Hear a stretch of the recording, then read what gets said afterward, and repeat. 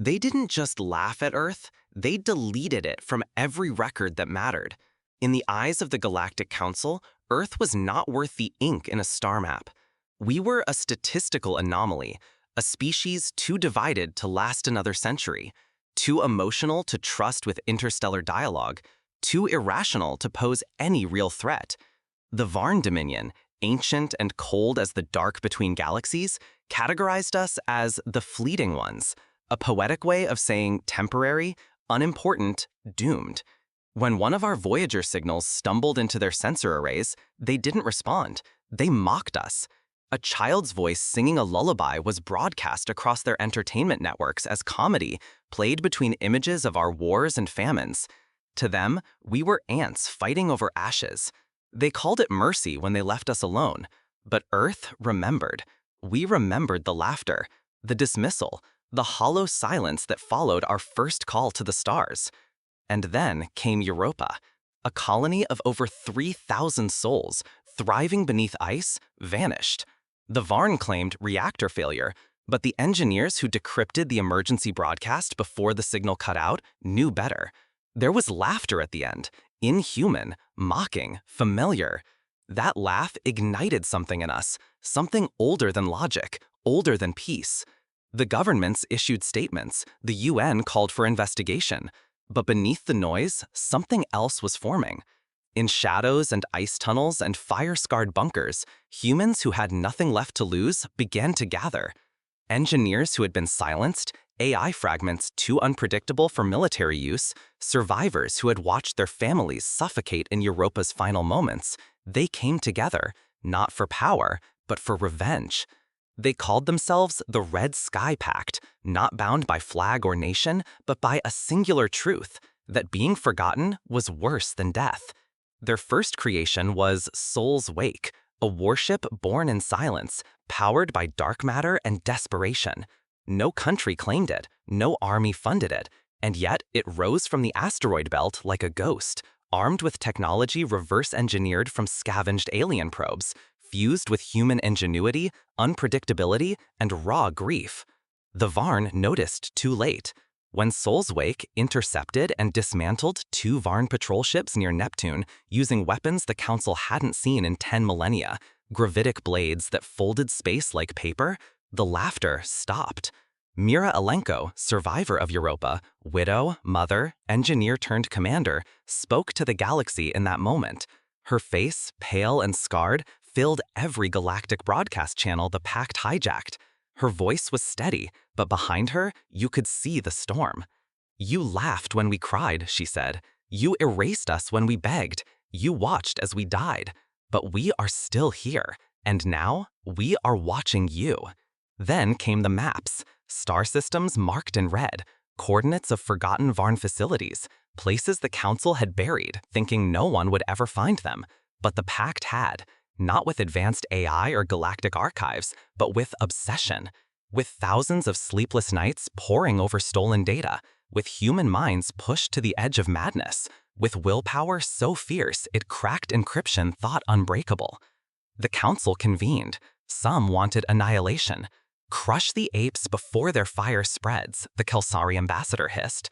But the Varn hesitated. Because humanity wasn't following any pattern, we weren't behaving like any other species. And then the rift opened. Above Earth, the sky tore red. A dimensional scar once used by the ancients, a gate the Council had buried in myth. The Pact had found it, had reactivated it. As it pulsed above our planet like a bleeding wound, every citizen of Earth looked up. For the first time in history, we were unified. Not by fear, but by the knowledge that the galaxy now saw us and feared us. Mira's next message didn't come from Soul's Wake. It came from the edge of the rift, where a fleet had gathered. Not just Pact ships, but defectors. Alien ships painted in human colors. Species once oppressed by the Council, now flying under a new banner, red on black. "You taught us silence," Mira said. "You taught us pain. Now, we teach you what it means to be remembered." And behind her, the rift opened fully, revealing something ancient, something the Varn had buried not just physically, but historically. An artifact, a ship, a weapon. No one knew exactly what it was, only that the Council had tried to destroy it long ago and failed. Now it answered to humans.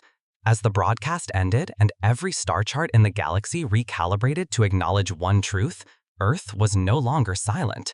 The Varn Dominion issued a single word: containment. But it was already too late. The sky was red, and we were not ants anymore. We were fire. The first strike was a message, a warning dressed in fire. It came not from the Red Sky Pact, but from one of the species long held beneath the Varn Dominion's iron foot. The Tyraxis, insectoid and once enslaved, had always kept their eyes downcast, their thoughts hidden. But when they painted the Pact's emblem, a blood-red sky over a broken crown, across the hull of a stolen Varn cruiser and rammed it into the orbital station above Carson Prime, the galaxy understood. Earth's defiance was contagious. The Council's arrogance had blinded them, and now the cracks were spreading. Mira Elenko watched the explosion from the edge of the Silence Rift, where time itself pulsed unnaturally. Behind her, the hybrid fleet waited in silence, half alien, half human, all loyal. She didn't smile. She knew better. Fire had a cost. Every planet that burned meant more eyes turned toward Earth, more fleets awakened, more enemies remembered who we were. The Pact's victory on Carson was Pyrrhic. For every system that whispered support, another bristled with fear. Earth had become a beacon, yes, but also a target. The Varn did not retaliate immediately. No, they sent a diplomat. High Speaker Chal, a creature of silver limbs and synthetic calm, arrived in Earth's orbit aboard a crystalline vessel that pulsed with gravitational authority. The UN assembled hastily.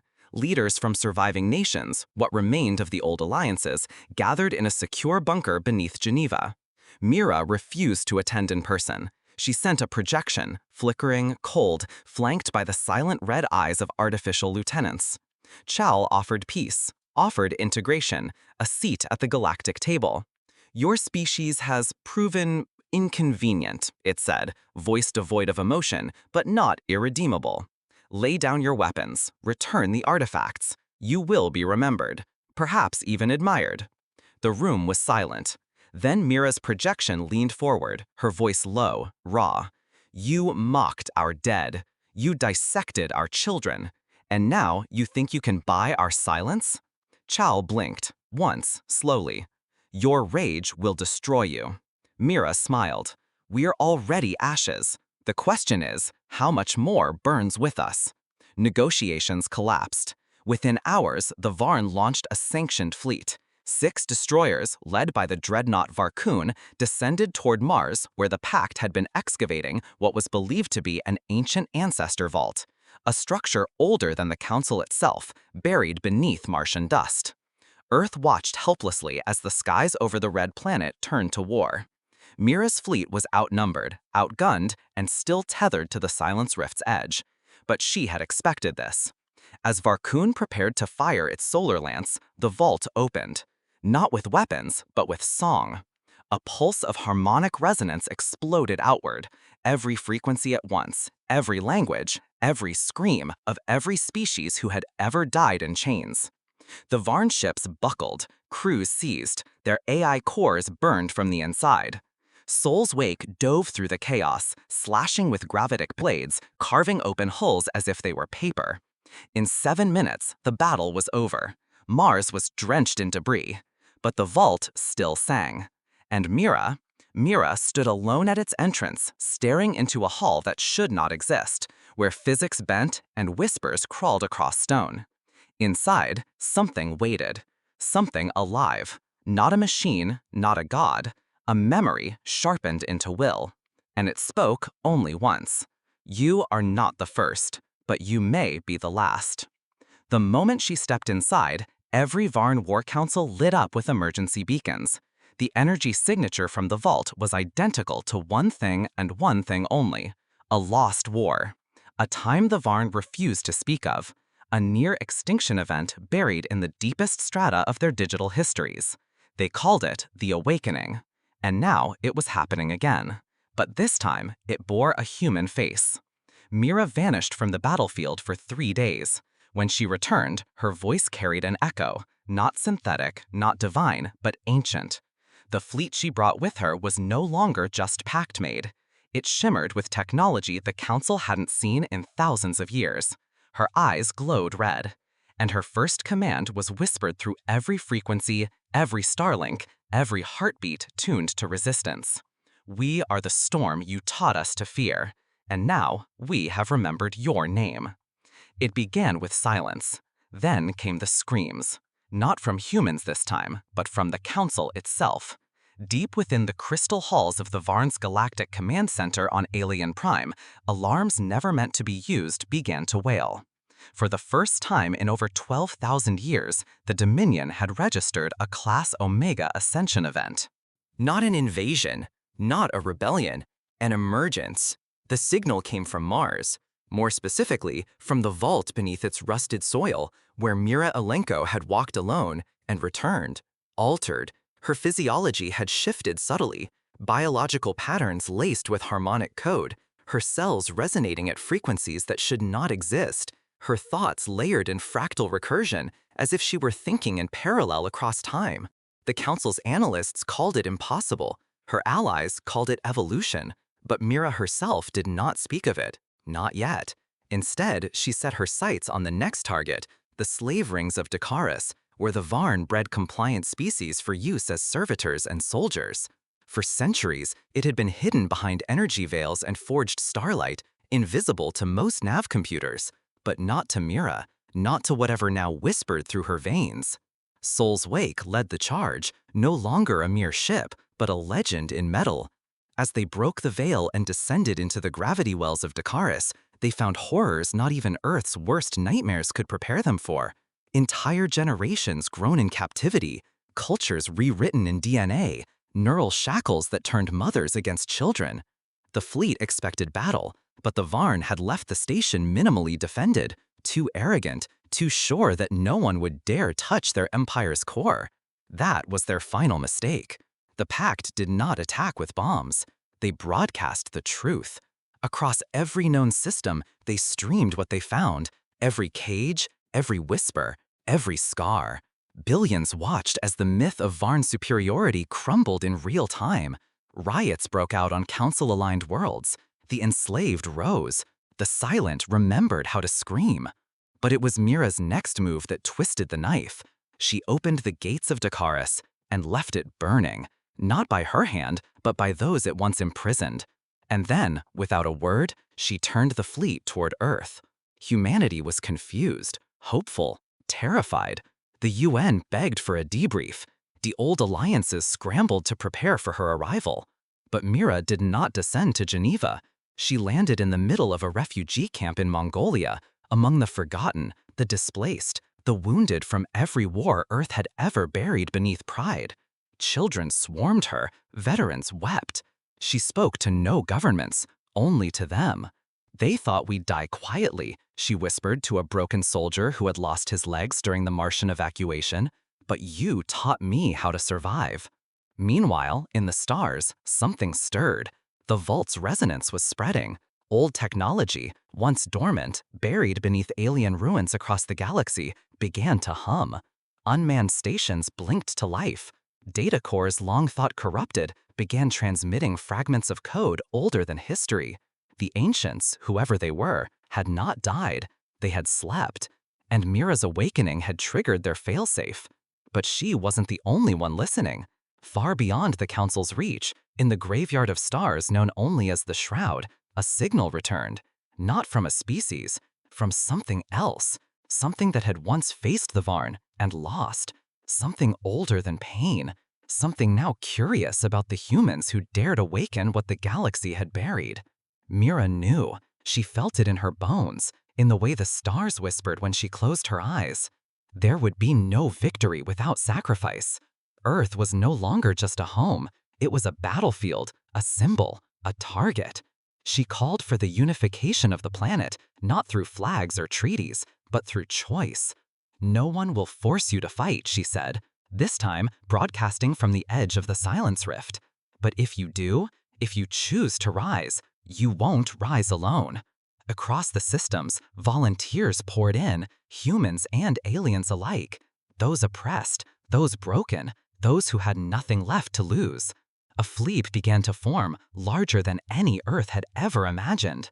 And yet, just as hope crystallized into momentum, the Varn struck back, not with fleets, but with betrayal. The High Diplomat Tashal, who had once offered Mira peace, reappeared on Earth, but not in person. A transmission, a face twisted in artificial calm, and behind them, chains, wrapped around Earth's moon, an orbital weapon, a sun piercer, capable of turning Earth's surface into ash in minutes. "Stand down," Tashal said, "or you will watch your cradle burn." Mira looked into the screen. For a second, her eyes flickered, not with fear, but something else. Memory, grief, resolve. "Then we'll teach you," she said, voice like ice, "what it means to make war with ghosts." War had a sound, and by Chapter 4, it screamed across the stars. The sun piercer chained to Earth's moon was not just a weapon, it was a test.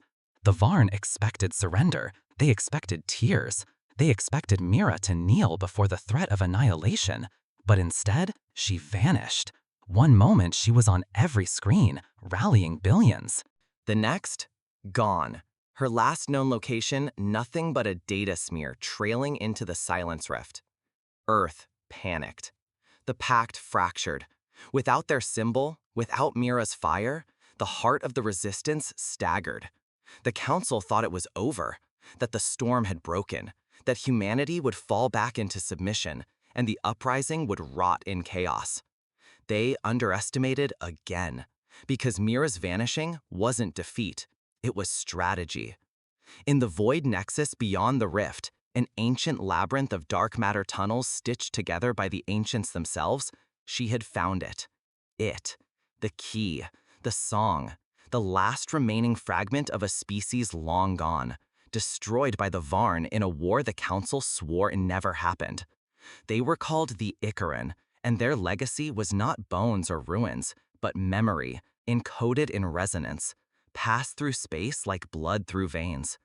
Mira became the first living being to interface with it, not through computers, through feeling. She experienced their extinction, every moment of it. She drowned in their terror, burned in their hope, shattered in their resolve. And when she emerged, eyes glowing like twin novas, she was not the same. She had seen the end of gods and learned how to kill them. But the moment she returned to Earth, everything was already burning. The Varn had activated the sun piercer, not to destroy Earth, but to show dominance.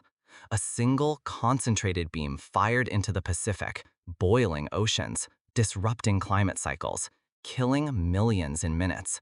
The sky turned crimson with ash, cities fell, governments collapsed. Earth had never felt smaller. And still, no one surrendered. In the ruins of Tokyo, a child raised a red flag over the rebel. In Lagos, a dying surgeon used her last breath to stabilize a wounded rebel. Across Antarctica, rogue AI units reactivated old bunkers and began forging weapons from the bones of satellites. We were bleeding, but unbroken. Mira landed amidst the chaos with the Icaran code buried in her mind, and something else clenched in her fist, a seed. Metallic, humming, alive. She called it Echo. It was not a bomb, not a weapon. It was a mirror. When planted in the ruins of the Pacific, it bloomed, not with leaves, but with light. It projected everything the Varn had done, every death, every betrayal, every secret they had buried beneath empire and silence. The entire galaxy saw, in real time. And suddenly, the tides turned. Races long silenced rose up. The Taraxis rebelled openly. The drowned cities of the Everans exploded with fire and noise. Even within the Varn themselves, factions began to fracture. Doubt, shame, rage. The myth of invincibility cracked. Mira didn't stop. She targeted the sun piercer next. Soul's Wake, reborn and flanked by over 300 resistance vessels, surged toward the moon. It was suicide. The weapon was designed to repel fleets 10 times their size. But Mira had one advantage the Varn never saw coming: chaos, human unpredictability. She fractured her forces, sent decoys through gravity tears, used disinformation and emotion as tactics. The weapon's AI, tuned to logic, faltered, confused, vulnerable. And in the moment it hesitated, Mira's commandos boarded the platform, fought through automated defenses, and overloaded the core. The explosion was not visible from Earth, but the red light vanished from the sky. People wept, not just from relief, but from pride. Humanity had struck down the chain around its own neck. The Varn responded with fury, not diplomacy, not threats, a full-scale invasion. 50,000 ships, enough to glass entire systems, pointed at Earth. The countdown had begun, and still, Mira stood, bloodied, burned, half ghost, half goddess. "Let them come," she said. "They think this is where we fall, but they've forgotten this is where we were born." And behind her, Echo pulsed. Once, twice, then opened a gate, not to retreat, to rally. Because the ghosts of the Icaran had left more than memory. They'd left an army, one waiting for someone reckless enough to use it. And now, Earth wasn't just a world, it was a warning. The invasion did not begin with warships. It began with shadows, flickering distortions across the outer rim of Sol, sensor ghosts that whispered just outside the range of comprehension. The Varn fleet, 50,000 vessels strong, approached Earth like an unstoppable tide. Their dreadnoughts blotted out stars. Their data scramblers turned probes to dust. They moved without fear, because fear was something they had long bred out of themselves. Emotion was weakness. And yet, as they closed in, they met something they had never prepared for: resistance, not in force, but in faith. Earth's defenses should have crumbled. Its orbital network was patchwork, its armies ragged, its people recovering from the scars of the Sunpiercer. But the Red Sky Pact had changed everything. They had awakened a truth buried beneath centuries of alien domination. Humanity doesn't need perfection to fight. We need purpose. As the first Varn advance wing entered the system, they encountered Sol's Wake, alone, no fleet, no backup. Mira Elenko stood at its command bridge, staring into the heart of annihilation. The Council broadcasted one final offer: surrender, and Earth would be spared. Mira didn't even respond. She just played a sound, a child's lullaby, the same one that had been mocked a century before. But this time, it echoed through the Varn's encrypted frequencies: a virus, a message, an act of poetic revenge. The lullaby unraveled their targeting algorithms, corrupted their predictive models. It wasn't just noise, it was humanity's greatest weapon: unpredictability woven into song. In the seconds of confusion that followed, the trap was sprung, not by Earth, but by the ghosts. The Icaran fleet, silent, translucent, forged from matter long thought extinct, emerged from the rift behind the Varn. Not summoned, invited. Awakened by Mira through Echo, their ships moved like thoughts, like memories sharpened into spears. They didn't fire conventional weapons, they reshaped reality. Entire Varn battle groups vanished in screams of static, their mass displaced, their atoms rewritten. The Council screamed treachery. They had buried the Icaran for a reason. Mira responded with a truth they couldn't bear: you didn't kill them, you taught them how to hide. Earth erupted. Across the planet, every citizen, rich, poor, broken, healed, stood together beneath skies painted with red contrails and fire. Children held rifles. Artists coded drone strikes with paintbrushes. Refugees activated shield nodes buried in forgotten ruins. AI, once deemed unstable by Earth's own governments, reactivated with sentience and loyalty to people, not power. And in orbit, Mira wasn't done. She turned Sol's Wake toward the Varn command vessel, Drogvikar, a city-sized fortress built for domination, and dove. Inside, she carried not an army, but a single artifact from the vault, a shard of harmonized memory, a blade, not of steel, but of resonance. Each step Mira took through the ship's corridors echoed with the screams of civilizations the Varn had erased. The walls buckled, the crew panicked. In the heart of Drogvakar, she found Tishal, the diplomat turned executioner, the last voice of reason the Varn ever had. "You think your pain makes you righteous," he hissed, "but you are still small." Mira's eyes burned, "And yet you're the one shaking." The blade sang. It didn't slice, it remembered. And with one motion, she made the Varn remember every injustice, every erased people, every song silenced by their empire. The ship cracked apart, not from detonation, but grief. Grief forced into steel. As it exploded, Saul's wake warped away, Mira aboard, bloodied but alive. And the Varn? They faltered. Their fleet, leaderless, surrounded by ghosts and fire, broke rank. Some fled, others turned on their own. Earth had done the impossible. It hadn't just survived, it had won the first battle. But victory was not the end. It was the invitation. As Earth's skies cleared, the rift above it pulsed with a new light, green, gold, and violet, colors unseen by human eyes. It was a call, a beacon, not from the Akaran, from something deeper, something older, a warning. Mira stared up, exhausted, heart fractured but steady. "This wasn't the war," she whispered. "This was just the knocking on the door." And somewhere, beyond stars and screams, something knocked back. Victory tasted like ash. The Varn were broken, yes, their fleet scattered, their myth of invincibility shattered before the eyes of 1,000 worlds. But the silence that followed wasn't peace. It was a pause, a breath before the scream. Earth, battered and reeling, became the center of a storm it had never asked for, but now had no choice but to command. Mira Elenko stood atop of the ruins of the old UN headquarters in Geneva, surrounded by ghost steel scaffolding and flame-patched sky domes, speaking to a planet still finding its voice. "We're not done," she said simply. "We haven't even begun." But even as her words ignited hearts, something deeper stirred in the void. The Akaran had awoken something when they returned, not just old technology or broken alliances, but something primal, something forbidden.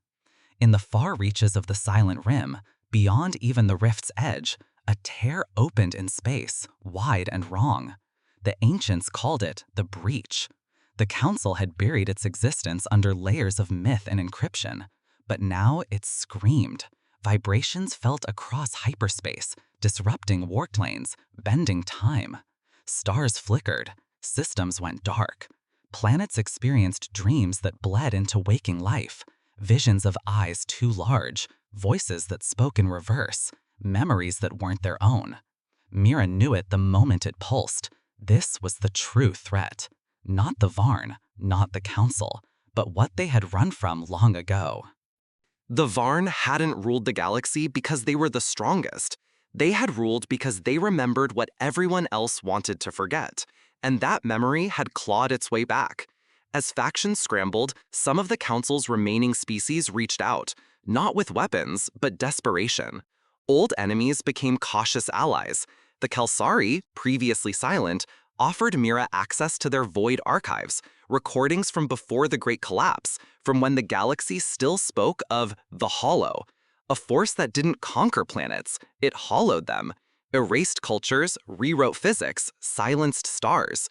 Mira watched the final log of a civilization called the Risa, beings of light and liquid data, as they screamed in unison before vanishing into non-existence. The Hollow didn't kill, it unmade. Earth scientists struggled to comprehend it. AI cried trying to process its logic. And Mira? Mira went quiet. She climbed to the highest peak on Earth, K2, and sat alone for 2 days as storms raged around her. When she came down, she said only one thing: "We need to go deeper." Echo pulsed in response, opening a map, not of stars, but of scars. Locations throughout the galaxy where space had healed badly, where memory had been patched like a broken bone. She called them wound points. and she proposed something insane. Enter, one, directly. Not to fight, to learn, to understand what the Hollow was and how to stop it. The Council called her mad. Earth was divided, but the Pact followed, always. And so began the Descent. A ship unlike any built before was born, Whisperfall. Forged from Icaran memory, powered by emotion-coded graviton streams, and shielded by thought-reactive plating that bent according to fear, it was the first vessel designed not to explore the stars, but to dive into their nightmares. The crew was hand-picked, a blind Taraxis pilot who navigated via resonance, a human child whose dreams predicted enemy movement, a former Varn general who had defected, guilt thick in his veins, and Mira, carrying in her chest a shard of the vault itself, now fused to her heart, beating out of sync with time. They launched toward Wound Point Delta 7, an old battlefield forgotten by most, where once the Council had detonated a reality bomb to seal what they could not kill. As Whisperfall passed through its bleeding gravity curtain, sensors failed, chronometers froze, and the stars changed. Mira stood on the observation deck, staring into a sky that no longer obeyed geometry. In the distance, a structure loomed, a spiral tower spinning through dimensions, singing in voices that weren't made for life. And then they heard it, a whisper, a voice not spoken, but remembered. "You do not belong here," it said. But Mira stepped forward, eyes unblinking. "We never did. That's why we're not afraid to leave it behind." And behind her, her crew, half broken, half brave, followed her into the Hollow's heart, not to destroy it, but to bring back the one thing the galaxy had lost, the truth. The truth wasn't a revelation, it was a wound. A bleeding, endless wound stitched into the fabric of the galaxy itself. And Chapter 7 was where humanity finally saw the scar for what it was. Within the twisting chaos of the Hollow, Whisperfall fell deeper, its hull moaning as physics forgot itself, and colors turned into screams. The crew had lost track of time. Hours melted into days, or seconds, or centuries, and some aboard claimed to see versions of themselves aging or dying in reflections that weren't theirs. The Icaran memory core pulsed erratically, unable to form cohesive predictions. But Mira remained silent. She had not slept, she barely ached. She sat in the heart of the ship with her hand pressed against the vault shard embedded in her chest, whispering questions no one else could hear. And then they found it, not the source of the Hollow, but its beginning. A structure, suspended in a gravitational fold shaped like a frozen scream. It wasn't built, it had grown. A spiraling cathedral of fossilized thought, millions of years old, made from neural tissue calcified into architecture. As they approached, reality protested. The air on the ship grew heavy. Memories surfaced that didn't belong to them, childhoods of other species, final words of stars before they collapsed, the last laugh of Europa's children. It was all in their heads, all at once. The former Varn general, Suval, wept uncontrollably. The Taraxis pilot tore out his sensory ports and shrieked in resonance. Mira ordered a lockdown. "This is not madness," she said, voice low but clear. "This is memory out of order." They docked at the edge of the cathedral. Only 3 entered, Mira, Suval, and the child dreamseer, Alaya.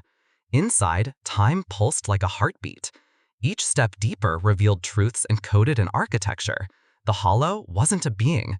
It was a survival instinct, a leftover defense mechanism from the first species, the creators of the galaxy's order.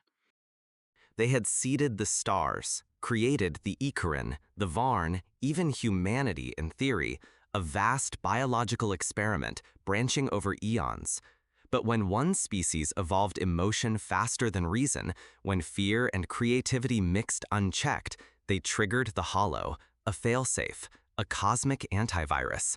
It was meant to delete chaos before it spread, and now it recognized Mira, not as chaos, but as proof the failsafe had failed.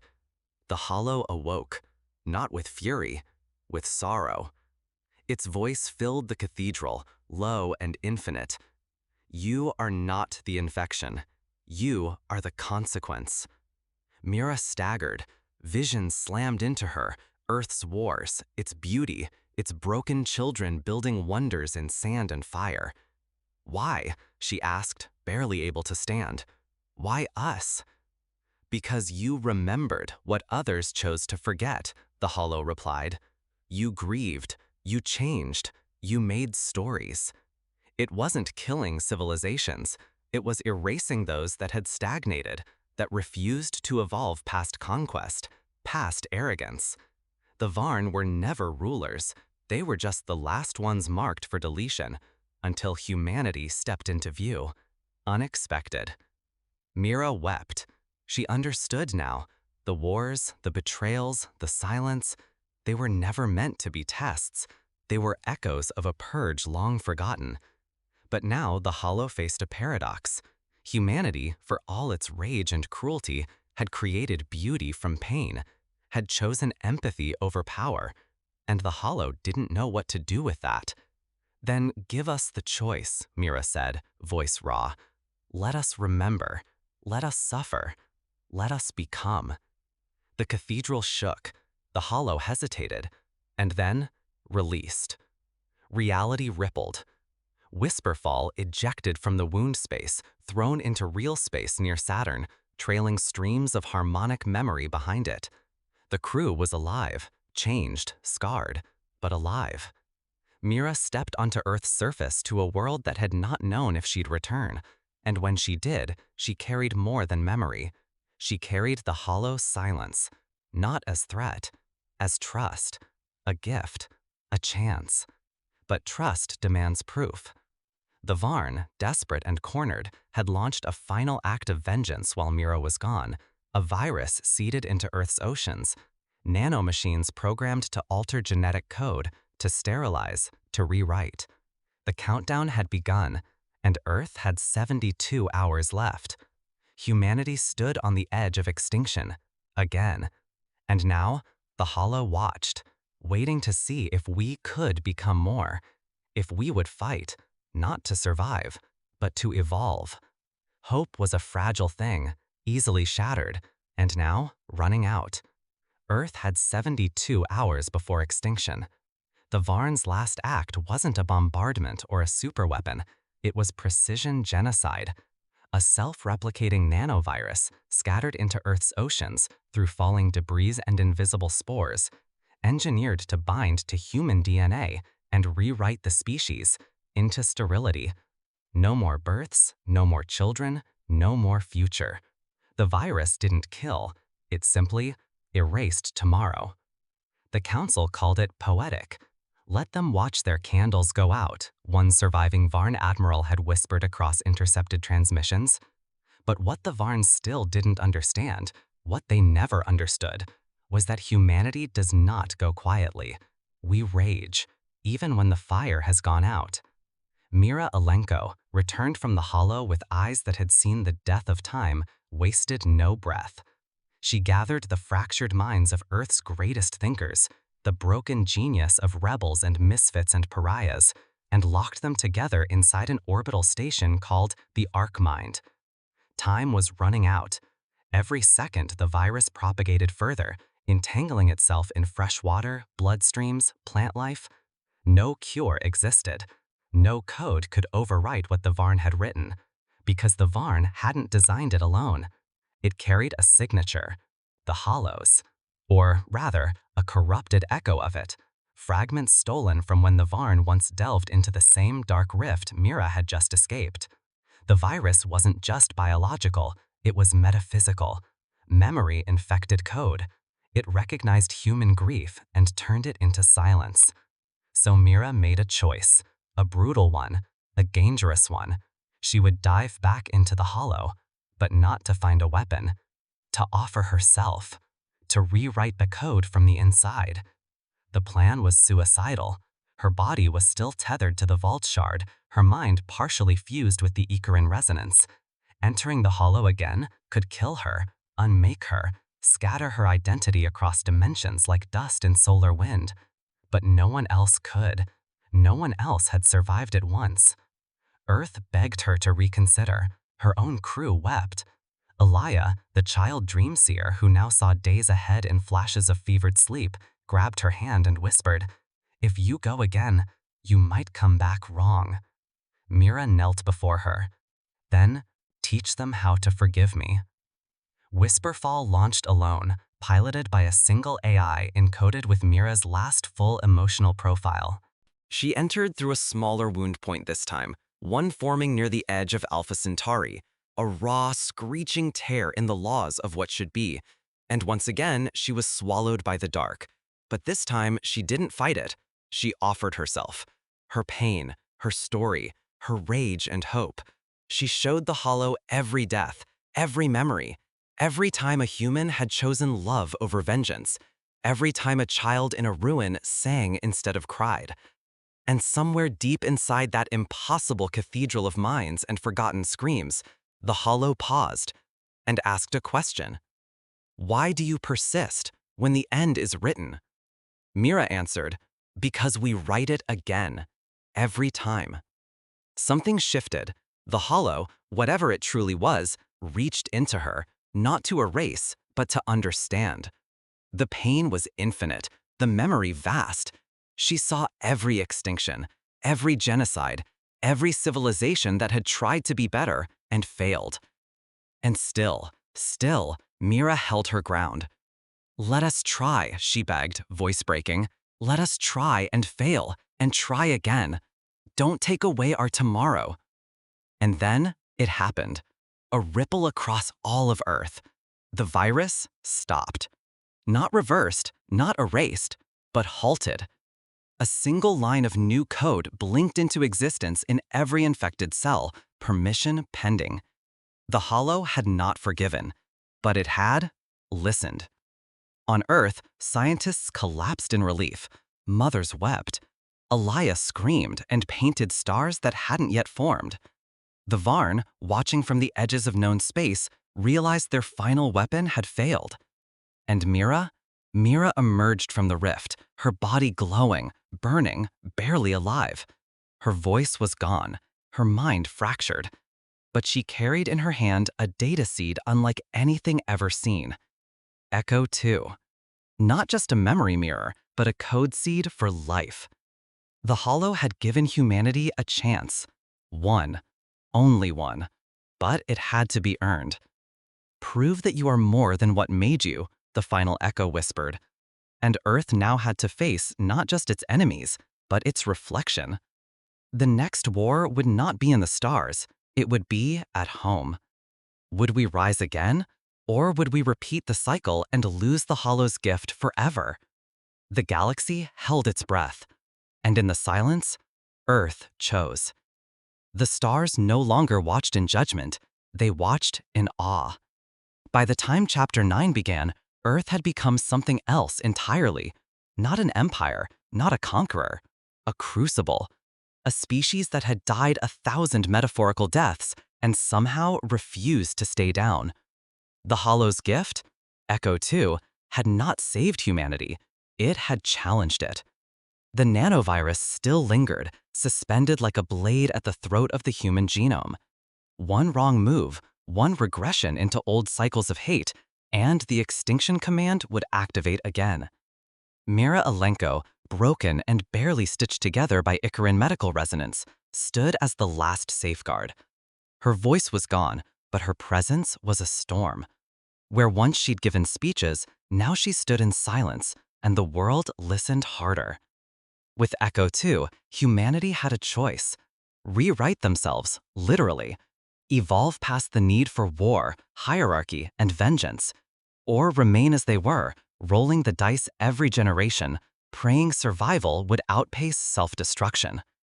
For the first time in recorded galactic history, an entire species held its own evolution in its hands. And what did Earth do? It argued, loudly, passionately. Across every border, every platform, every channel, humans debated what it meant to be human. Riots flared in New Delhi. In the ruins of Detroit, citizens turned factories into labs, determined to uplift themselves with nothing but raw will and tools salvaged from the bones of fallen satellites. Martian colonists wrote new genetic codes in cave walls. The Pacific Reclamation Fleet built floating cities where children could be born surrounded by both nature and neural ink. No one agreed. And yet, that was the miracle. The debate was the proof. The refusal to conform, the refusal to obey, the very chaos the Hollow had once feared was now its hope. But not everyone believed in evolution. Some wanted revenge. In the ashes of the Varn's fallen dominion, rogue generals began rebuilding old fleets, not for conquest, for retribution. Their message was simple: the galaxy needs to learn. Blood remembers. They called themselves the Flameborn.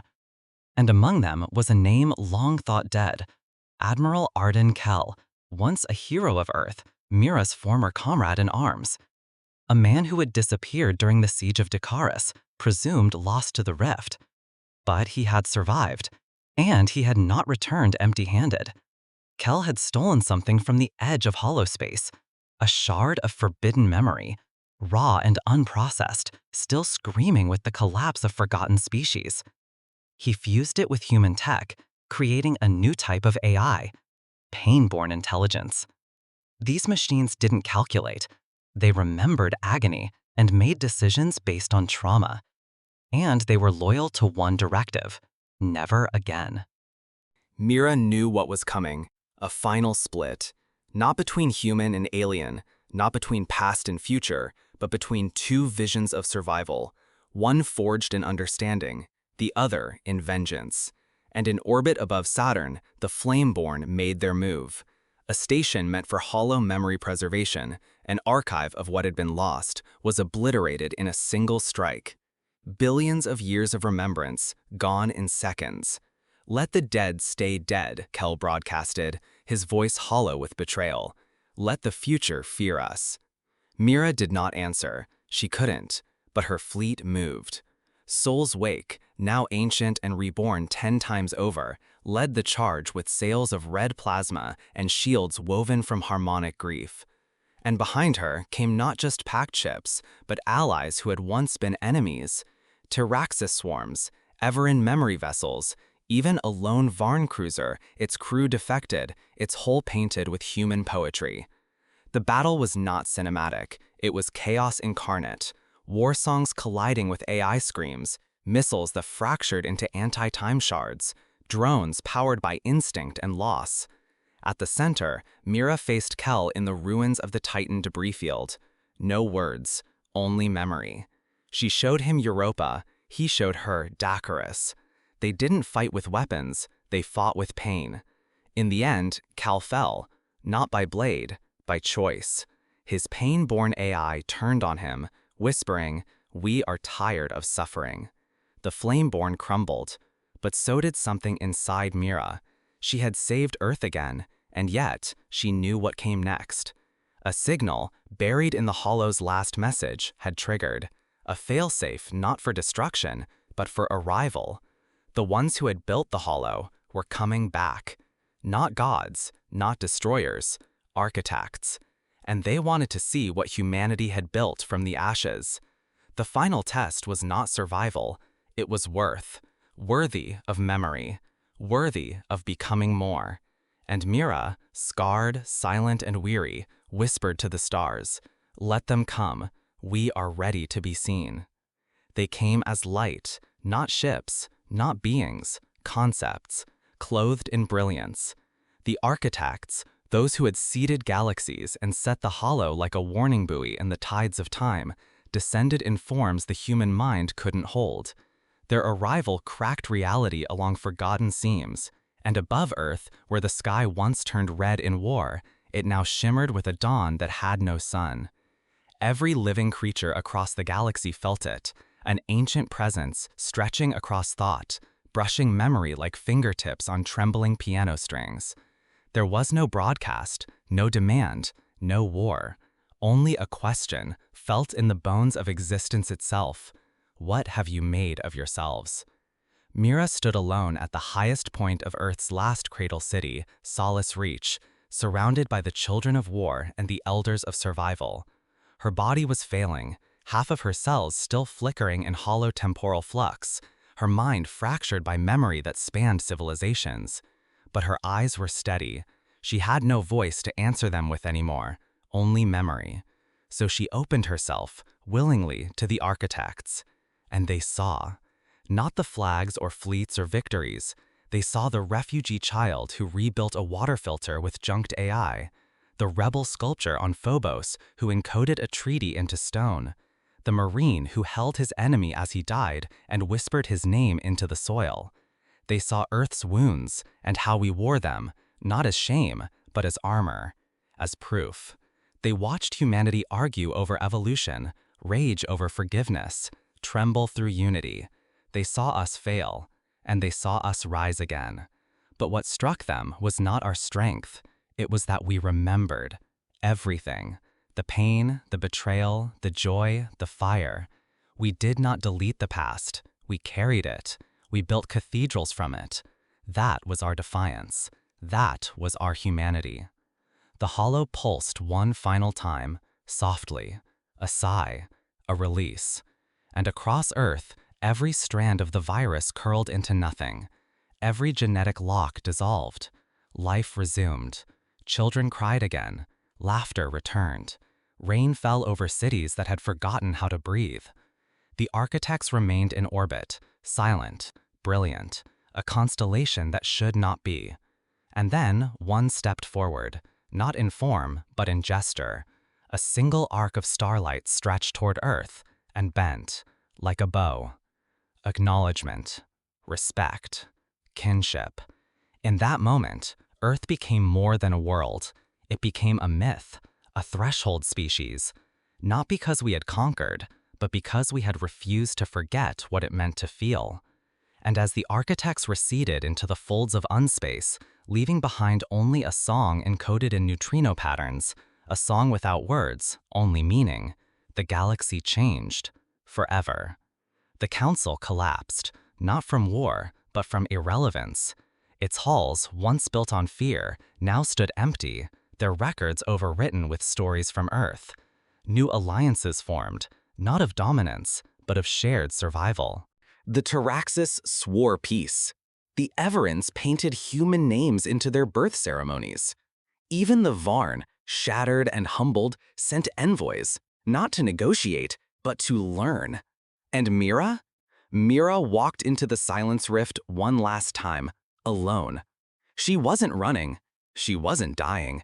She was becoming. No one knows where she went. Some say she dissolved into starlight.